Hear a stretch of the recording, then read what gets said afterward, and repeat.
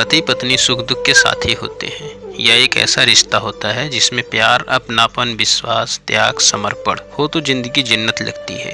यही एक ऐसा रिश्ता है जन्म से नहीं जुड़ता पर अंत तक साथ रहता है। कुछ ऐसे ही विचारों के साथ मैंने दाम्पत्य जीवन की शुरुआत की रीता के साथ। रीता कॉलेज के दिनों में मेरे साथ पढ़ती थी। उस समय मैं उससे इतना आकर्षित था कि मैंने उसे अपनी जीवन संगनी बनाने का विचार कर लिया। रीता एक अमीर परिवार की इकलौती बेटी थी, जबकि मैं एक मध्यवर्गीय परिवार से था। दोनों के रहन सहन में जमीन आसमान का अंतर था। यह बात माँ बाबूजी ने मुझे समझाने की बहुत कोशिश की, लेकिन उस वक्त यह समझने के लिए मैं बिल्कुल तैयार न था। शायद ख्वाबों की दुनिया में जी रहा था, परंतु जल्द ही हकीकत से सामना हो गया। रीता अपने आप को हमारे घर के रहन सहन के अनुरूप ढाल ना सकी। नतीजा वही हुआ जो मैं कभी नहीं चाहता था। बचपन से ही घर में माँ बाबूजी की छोटी छोटी बात को लेकर झगड़ा होते देखा था, लेकिन उसके पीछे छुपे उनके आपसी प्रेम को कभी समझ नहीं सका। आज मैं रीता के साथ सब दोहराना नहीं चाहता था, इसलिए खुद को ही उसके अनुरूप ढालना शुरू किया। माँ के साथ या बहन निम्मी के साथ रीता का कोई मनमुटाव हो जाता तो मैं अक्सर माँ को या निम्मी को ही एडजस्टमेंट करने को बोलता, लेकिन हालात फिर भी ना सुधरे।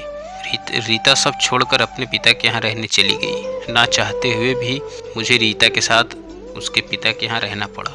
यह बात अच्छी तरह से जानने के बावजूद कि मेरे परिवार ने रीता के साथ एडजस्टमेंट करने में कोई कसर नहीं छोड़ी थी। आखिर अपने ही मन को समझाया, रिश्ता को जोड़े रखने के लिए कभी अंधा कभी गूंगा तो कभी बहरा भी होना पड़ता है, लेकिन आखिर कब तक यह समझ नहीं पा रहा था। बहन निम्मी की शादी तय हुई। बाबूजी पर एकाएक अनेक जिम्मेदारियां आ खड़ी हुई। शादी के इंतजामों से लेकर उस वक्त मेरे परिवार को मेरी सबसे ज़्यादा ज़रूरत थी। आखिर अपनापन, परवाह, थोड़ा समय, यही तो दौलत है जो मेरे अपने मुझसे चाहते थे।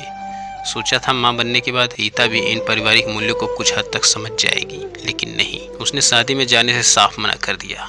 लेकिन मेरे परिवार को आज मेरी ज़रूरत है, मैं यह कैसे भूल सकता था। आज अपना अंधापन, गूंगापन, बहरापन सब छोड़कर अपने पिता के कंधे से कंधा मिलाकर खड़े होने का समय था। मैंने बेटे को साथ लिया और पहुंच गया माँ बाबूजी के घर, जहां मेरी आत्मा थी। सबने खुशी खुशी गले लगाया, लेकिन रीता के ना आने से थोड़ा उदास जरूर हुए। खैर, खुशी खुशी शादी संपन्न हुई। इस बीच अनेकों बार रीता के फ़ोन आए वापस आने के लिए, लेकिन मुझ पर उसकी अब किसी बात का कोई असर ना हुआ। मैं जिन दाम्पत्य झगड़ों से दूर रहना चाहता था वे आज अपनी चरम सीमा पर थे। समझ में आ चुका था कि पति पत्नी का रिश्ता तराजू के दो पलड़ों की तरह होती है। जब एक अपने अहंकार को लेकर बहुत ऊपर चला जाता है तो दूसरे पर जिम्मेदारियों और मूल्यों का बोझ बहुत हावी हो जाता है। अतः यह जरूरी है कि विश्वास, प्यार, दोस्ती, स्नेह और दोनों पलड़ों को बराबर रखे। अब रीता भी अपने बेटे की दूरी ज़्यादा देर ना सह सकी। कुछ ही दिनों में वापस आ गई। तब मैंने उसे समझाया कि मात्र 2 साल के बेटे की दूरी उससे सहन नहीं हुई तो मेरे माँ बाबूजी के साथ तो मेरा बरसों पुराना नाता है। भला वे मुझसे दूर कैसे रह सकते हैं, वो भी बुढ़ापे में, जब वे बिल्कुल अकेले हो चुके हैं। आज रीता मेरी उन भावनाओं को समझ पाई जिन्हें मैं शांत रहकर कब से समझाना चाहता था।